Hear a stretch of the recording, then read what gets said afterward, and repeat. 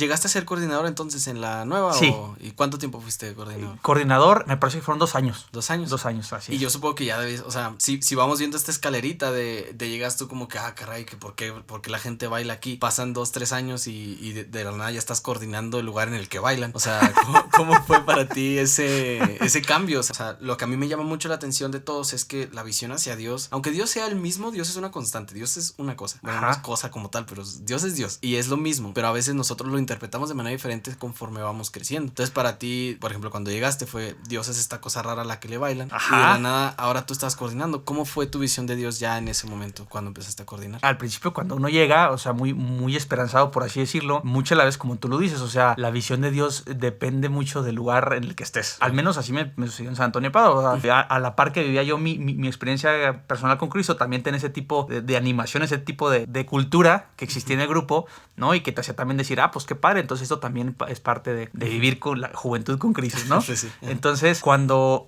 ya hago el cambio, precisamente, pues a coordinar, yo siempre quise enfocar un poquito, pues no tanto en las formas, sino en el fondo. Más purista. Sí, o sea, un poquito en decir, oye, entonces, pues, ¿qué significa o sea, ser coordinador o ser la nueva humanidad, ¿no? Significa las alabanzas, significa eso, significa el otro. Y creo que en su momento, pues, me puse la mente y dije, oye, voy a tratar de vivir, o sea, en la inspiración de Cristo, ¿verdad? A través de mi persona, el interiorizar, ¿no? Y vi una cierta necesidad de que las ovejas a veces estaban un poquito como que el servidor acá y las ovejas allá, ¿no? Okay, entonces, sí. yo traté un poquito de estar ahí también con las ovejas, ¿no? De conocerlas, ¿no? De bajar la idea del servidor del estandarte que mucha gente lo ponía y pues que sea al nivel, ¿no? Exactamente, también utilizando pues mucho esa inspiración, porque luego, pues como te decía, ¿no? O sea, uno llega y se inspira por el líder del grupo, ¿verdad? Y el hecho de decir, oye, pues es que el quien te guía, ¿no? Muchas veces también pues es alguien en el que puedes confiar, en el que puedes estar ahí, ¿no? Sí. O sea, a fin de cuentas pues es el Cristo que pasa,